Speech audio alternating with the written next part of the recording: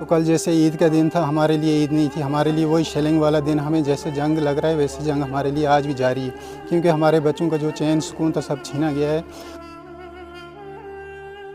क्योंकि कल हमारे ईद का बहुत बड़ा दिन था, सबके लिए थी, हमारे बच्चों के लिए भी ईद थी, लेकिन किसी ने नहीं पूछा। अभी ये जो 1,30,000 रुपये, इससे तो एक वाशरूम भी नहीं बन रहा है। हमने जो वाशरूम बनाए थे 3 से 4 लाख रुपए उस पर इन्वेस्ट किया हुआ था। बेशक हमें 20 लाख रुपए लोन चल रहा है, लेकिन हम 6,000 4,000 के वो आए अकाउंट में, चेक आए, पैसा आया है, वो इतना नाकाफ़ी है, उनकी एक खिड़की भी नहीं बन सकती है। तो ये उनके साथ जोक हुआ है, ये उनके साथ एक मजाक किया गया है कि 4,000 जी चलो जी आपका घर का आधा डैमेज हुआ है, आपको 5,000 रुपया हम इनाम ये देते हैं। तो ये एक मजाक किया गया है। मैं चाहता हूँ कि ये मजाक नहीं करें लोगों के साथ, लोगों की इमदाद की जाए।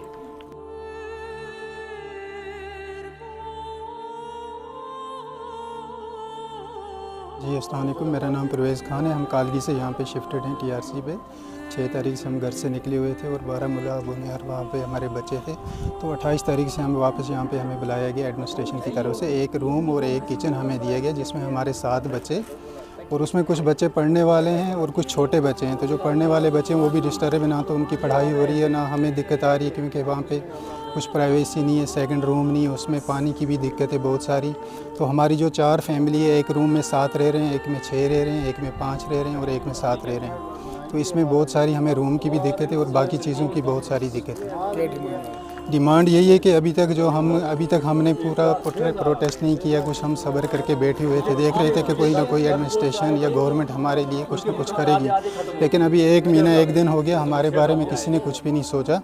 और जो गवर्नमेंट ने जो ऐलान किया हुआ है कि 1,30,000, इसमें ना हमारा घर बनने वाला है। हमने जो घर बनाए थे 60 से 70 लाख रुपए, हमें लोन भी है 10 से 15 लाख रुपये, तो सब हमने घर पे इन्वेस्ट किया हुआ था। हमारा सब कुछ ख़त्म हो गया। हमारा माल भी जो था, हमारे एक गोट फार्म था, शीप फार्म था एक भाई का, वो भी डिस्ट्रा हो गया, पूरा जगह पे ख़त्म हो गए। और बाकी जो हमारे बच्चे हैं ये दर बदर हैं, हमें यहाँ पे पूरा वो घर वाला माहौल नहीं मिल रहा है, कुछ भी नहीं है, एक रूम में रहना बहुत दिक्कत है। तो कल जैसे ईद का दिन था, हमारे लिए ईद नहीं थी, हमारे लिए वही शेलिंग वाला दिन, हमें जैसे जंग लग रहा है वैसे जंग हमारे लिए आज भी जारी है, क्योंकि हमारे बच्चों का जो चैन सुकून था सब छीना गया है। और गवर्नमेंट ने इसके बारे में हमारे लिए अभी तक कुछ सोचा नहीं है। ख़ासकर जो हमारी एडमिनिस्ट्रेशन है, इन्होंने हमें जब एक रूम दिया, उन्होंने नहीं सोचा कि 7 से 8 बच्चे हैं, इसमें कुछ बच्चे पढ़ने वाले भी हैं और बड़े भी हमारे वालिद साहब हैं, ये एक रूम में कैसे रह पाएंगे। तो हम तो अपने घरों में बसते बसाते थे, अच्छे खासे पी रहे थे, खा पी रहे थे, सब कुछ हमने अपना सब कुछ बनाया हुआ था। इस बिल्डिंग जैसे घर हमने अपने बनाए हुए थे मेहनत मजदूरी करके, लेकिन वो सब कुछ ख़त्म हो गया। और अफसोस इसी चीज़ का है कि अगर अर्थक्वेक में हमारा घर ख़त्म हो जाता या आग लग के ख़त्म हो जाता तो हमने इतना अफसोस नहीं था। ये ऑपरेशन में ख़त्म हुआ है, इसके लिए गवर्नमेंट ने हमारे बारे में सोचना था, हमारे बच्चों के बारे में सोचना था, हमारे लिए सोचना था। अभी ये जो 1,30,000 रुपये, इससे तो एक वाशरूम भी नहीं बन रहा है। हमने जो वाशरूम बनाए थे 3 से 4 लाख रुपये उस पर इन्वेस्ट किया हुआ था। बेशक हमें 20 लाख रुपये लोन चल रहा है, लेकिन हमने अपने घर, अपने बच्चों के लिए आशियाना बहुत अच्छा बनाया हुआ था, लेकिन लॉस हो गया। अब हम यही उम्मीद करके बैठे थे कि हमारा जो प्राइम मिनिस्टर यहाँ पे आए हुए थे वो कुछ ऐलान करेंगे हम लोगों के बारे में, और उन्होंने भी ऐसा पैकेज का ऐलान किया जिसमें हमें खुदकशी करने पे मजबूर हैं। और ख़ासकर अफसोस एक चीज़ का है कि हमारे जो CM हैं यहाँ के, CM ने ईद वाले दिन भी हमारे जो ऑपरेशन में जो घरों से बेघर लोग हैं इनके बारे में एक शब्द नहीं उन्होंने कहा कि ऑपरेशन में ये बातें हुई, इतने बच्चे, इतने घर उजड़ गए, घर से बेघर हैं और रोड पे बैठे हुए हैं, इनके बारे में उसने कल ईद के दिन एक बात भी हमारे लिए नहीं कही। ईद के मौके पे हमने तो ईद भी नहीं मनाई। यहाँ पे पानी की दिक्कत थी, सब कुछ थी, हमने जाके मस्जिद में मुंह धो लिए। जो हमारी औरतें थी, जो घर की फैमिली थी, उन्होंने तो उसके लिए तो बहुत दिक्कत थी। यहाँ पे हमने कोई ईद नहीं मनाई। जो हमारे यहाँ पे डॉक्टर बशीर सर हैं, ये हमारे लिए कल यहाँ पे पहुँचे, सुबह ही आके इन्होंने हमारा हाल पूछा और यहाँ पूरा दिन इन्होंने हमारे साथ ईद मनाई। हम शुक्रगुज़ार हैं इनका कि इन्होंने हमारे लिए इतना वक्त निकाला और यहाँ पे पहुँचे। बाकी अफसोस इसी चीज़ का है कि हमारा जो एडमिनिस्ट्रेशन है, हम लोगों को नहीं, हमारी जो बात है इन तक हम पहुँचा रहे हैं। 4 चक्कर हमने किए, लेकिन इन्होंने यहाँ से सुना, यहाँ से निकाल लिया।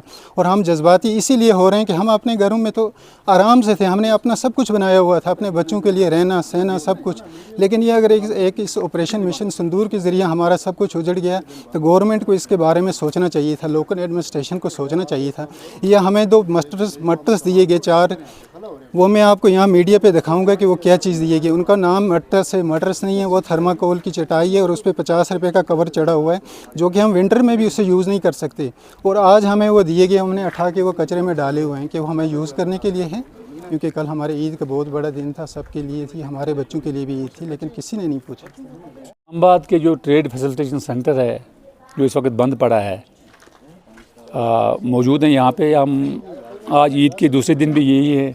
मैं कल भी यहाँ आया था और मैंने देखा कि जिन लोगों को यहाँ पे एकोमोडेट किया गया है वो एकोमोडेशन नाकाफ़ी है। बड़ा दुख हुआ, जैसे कि अभी आपने लोगों से भी यहाँ पे जो एकोमोडेट किए गए उनसे भी सुना आपने कि 8-8 मेंबर फैमिली एक कमरे में, और कमरा भी मुझे लगता है 8 बाई 10 का, उससे बड़ा कमरा भी नहीं है। 8 बाई 10 के कमरे में फैमिली के 8-8 मेंबर रहते हैं, जहाँ पे औरतें, बच्चे, मियाँ बीवी, उनके ससुर, पढ़ने वाले बच्चे, सभी लोग रहते हैं। तो कैसे वो मुमकिन है कि जो जिसने भी ये डिसाइड किया कि इनको एक कमरा देंगे, मुझे लगता है उस ऑफिसर को ये रिव्यू करना चाहिए कि 8 मेंबर एक कमरे में कैसे रह सकते हैं।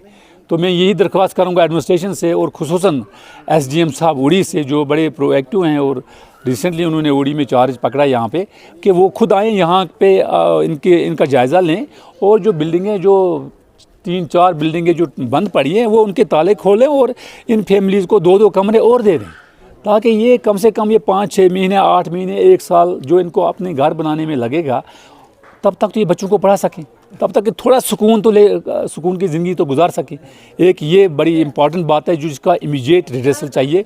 और साथ ही साथ जो पीने का पानी है यहाँ पे, ये इसमें दिक्कत आती है, पानी इनको पूरा नहीं पहुँचता है। मैं चाहूँगा कि यहाँ पे सिंटेक्स टैंक्स लगा के और PHE जो है वो टैंक लगा के यहाँ पे वाटर सप्लाई इनको वो भेजें, टैंक से पानी फराहम करें, ताकि इनको पानी का जो मसला है ये हल हो।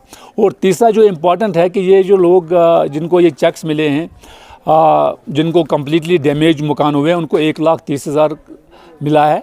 ये रकम किसी भी तरह काफ़ी नहीं है मकान बनाने के लिए।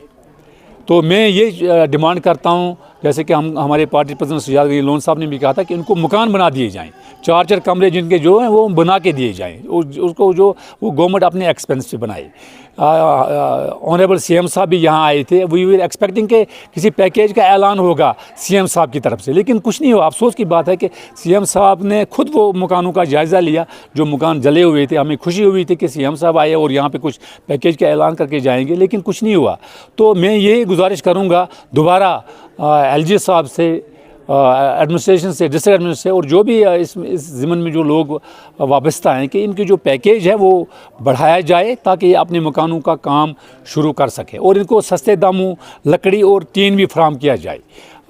तो ये बड़ी इम्पॉर्टेंट जो चीज़ है इन लोगों को रिहेबिलिटेट करने के लिए होगी। बाकी तो एक और मसला है, बहुत सारे लोग जिनको मकान पार्शली डैमेज हुए, उन लोगों को 5,000, 6,000, 4,000 के वो आए, अकाउंट में चेक आए, पैसा आया है। वो इतना नाकाफ़ी है, उनकी एक खिड़की भी नहीं बन सकती है।